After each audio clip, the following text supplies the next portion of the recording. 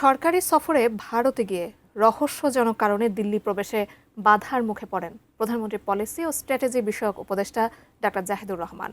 পরবর্তীতে অনুমতি মিললেও দিল্লি বিমানবন্দরে ইমিগ্রেশন কর্তৃপক্ষের অসৌজন্যমূলক আচরণের প্রতিবাদে ঢাকায় ফিরে আসেন তিনি। কিন্তু কেন এমন পরিস্থিতি তৈরি হলো আর কি ঘটেছিল দিল্লি বিমানবন্দরে, বিস্তারিত জানাচ্ছেন শিহাব ইসলাম। ভারতের রাজধানী দিল্লিতে সরকারি সফরে গিয়েও শেষ পর্যন্ত দেশটিতে প্রবেশ করেননি প্রধানমন্ত্রীর পলিসি অ্যান্ড স্ট্র্যাটেজি এবং তথ্য সম্প্রচার বিষয়ক উপদেষ্টা ডাক্তার জাহিদুর রহমান। দিল্লির ইন্দিরা গান্ধী আন্তর্জাতিক বিমানবন্দরে অবতরণের পর তাকে প্রায় 2.5 ঘন্টা বসিয়ে রেখে জিজ্ঞাসাবাদ করা হয়। জিজ্ঞাসাবাদ দীর্ঘায়িত হওয়ার এক পর্যায়ে ডাক্তার জাহিদুর রহমান নিজেই পাসপোর্ট ফেরত চান এবং ভারতে প্রবেশ না করে দেশে ফেরার প্রস্তুতি নেন। পরে অবস্থা বেগতিক দেখে ইমিগ্রেশন কর্তৃপক্ষ তাকে সসম্মানে প্রবেশের অনুরোধ জানালেও আত্মসম্মান ও প্রোটোকল বজায় রাখতে সেই প্রস্তাব গ্রহণ করেননি। পরে সফর বাতিল করে দিল্লি থেকে কলম্বো হয়ে দেশে ফিরে আসার সিদ্ধান্ত নেন।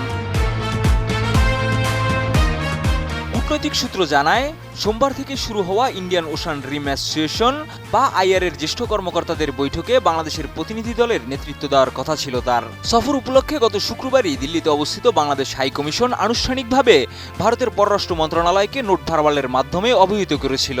সেই প্রক্রিয়া সম্পন্ন থাকার পরও প্রতিমন্ত্রী পদমর্যাদার একজন সরকারি প্রতিনিধির সঙ্গে বিমানবন্দরে এমন আচরণ কূটনৈতিক প্রোটোকলের চরম লঙ্ঘন বলে মনে করেন সংশ্লিষ্টরা। কোয়ালিটি সম্পন্ন আন্তর্জাতিক মানের still bar CSRM, committed for better still. রোববার বিকেলে ঢাকা থেকে এয়ার ইন্ডিয়ার ফ্লাইটে দিল্লি পৌঁছানোর পর অভিবাসন কর্মকর্তারা তাকে আলাদা করে জিজ্ঞাসাবাদ শুরু করেন। দীর্ঘ সময় অপেক্ষা করানো হয় এবং বিভিন্ন বিষয়ে প্রশ্ন করা হয়। উপদেষ্টার ঘনিষ্ঠদের দাবি, প্রতিমন্ত্রী পদমর্যাদার একজন রাষ্ট্রীয় প্রতিনিধির সঙ্গে এমন আচরণ কূটনৈতিক শিষ্টাচার ও প্রচলিত প্রোটোকলের সঙ্গে সামঞ্জস্যপূর্ণ নয়। এদিকে ভারতীয় সংবাদ মাধ্যমের প্রতিবেদনে দাবি করা হয়েছে, উপদেষ্টার নাম ভারতীয় নিরাপত্তা সংক্রান্ত একটি নজরদারি তালিকায় থাকায় এই জটিলতা সৃষ্টি হয়েছিল। বিমানবন্দরের নিয়মিত যাচাইয়ের সময় বিষয়টি সামনে আসে।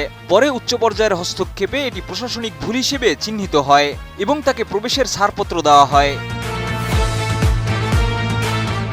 কিছু ভারতীয় গণমাধ্যমের প্রতিবেদনে জানা যায়, জুলাই গণঅভ্যুত্থানের পর ভারত বিরোধী প্রচারণার অভিযোগে যেসব বাংলাদেশি ইনফ্লুয়েন্সার ও অ্যাক্টিভিস্টের ইউটিউব চ্যানেল ভারত থেকে ব্লক করা হয়েছিল, সেই তালিকায় ডাক্তার জাহিদুর রহমানের নামও যুক্ত ছিল।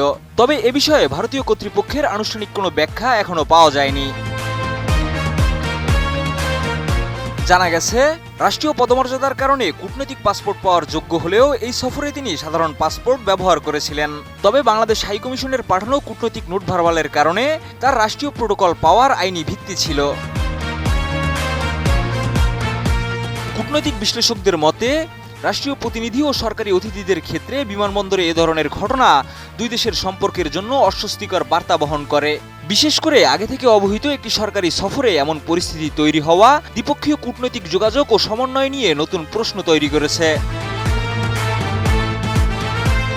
ঘটনাটি এমন এক সময়ে ঘটল যখন দুই দেশের সম্পর্ক নানা কারণে সংবেদনশীল পর্যায়ে রয়েছে। তবে এই ঘটনা নিয়ে বাংলাদেশ ও ভারতের পররাষ্ট্র মন্ত্রণালয়ের পক্ষ থেকে এখনো আনুষ্ঠানিক কোনো বক্তব্য পাওয়া যায়নি।